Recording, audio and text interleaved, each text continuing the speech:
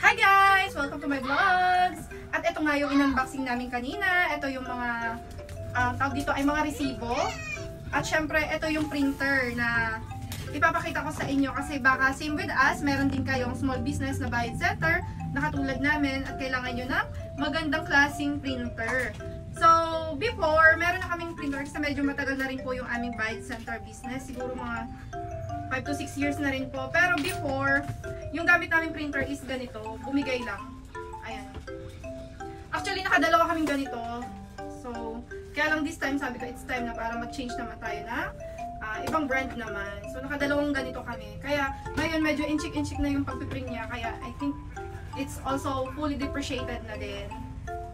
At ito din, trinay namin, kaya lang medyo delikado kapag may bata. Meron kasi kaming makulit na bata dito na alam nyo na, biglang dumadaan, tapos biglang masasabit sa kakulitan, malalaglag. So, medyo lumuwag na rin to at hirap na din, kaya puro tape na rin. Pero maganda din to kasi very small. Tsaka, rechargeable. So, kahit wala yung, basta puno yung battery niya, nakakapag-print naman siya. So, ito, same with this. Ito yung kaninang in-unbox namin. Bozy. Ayun, kayo na ang bahala. At ganito po yung itsura niya. Kita nyo bang maayos?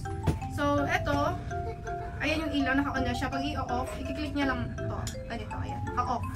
So, wala nang ilaw. Pag i-click natin ganyan, ayan, mag-i-ilaw na siya. Ibig sabihin, on na siya. Then, sa paglalagay naman po ng resibo, kita nyo ba? Nandito kasi ako sa tindahan. So, i-click nyo lang po ganito. Ipipress pala. Ayan, ipipress nyo lang po siya. Press it like this. Yun. Then, bukas na siya. Yung resibo naman, eto yun. Ang taba na. Ang taba niya na, ang kapal. Pero dahil meron kaming mga tirang resibo, eto na muna. Ilalagay mo lang siyang ganyan. Like this, oh. Ayan. Tapos, hilain mo ganyan, then ilalak mo. Madali lang. That's it. Then, try natin mag-print ng resibo. Kami kasi is nag-ooperate lang ng mga apps ng Bayad Center namin. Ng bills payment apps dito sa phone lang. Kasi before, sa tablet, kaya lang, nasira na rin yung tablet namin sa tagal na ng panahon. At pabalik-balik na ako sa technician. Sayang, paulit-ulit ko na pa bumibigay na. So, mas maganda cellphone. Tsaka mas mabilis din gamitin. So, example, eto magpiprint tayo ng resibo. May nag-cash in kanina. Na 1.5. So, screenshot lang namin. Ganito yung nakasetup namin. Bawa, ito nag-cash in sa Maya. Then, screenshot. Then, send. Hanapin natin yung printer icon. Si Mr. na lahat nag-setup nito. Kasi pagdating sa mga setup is mas knowledgeable si husband. So, ito yung printer icon. Ayan, try natin. Ayan, napakabilis. Diba? Tsaka automatic cut na rin siya. Cut na rin siya. Madali lang. So, nag-cash in siya ang 1.5. Ayun, napakadali lang.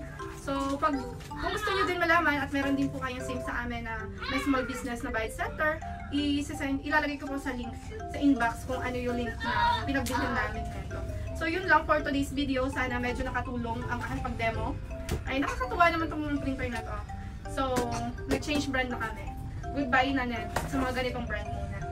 Next time na lang. Kapag bumigay na ulit to. So, yun lang for today's video. Maraming salamat sa panonood at pakikinig yun lang.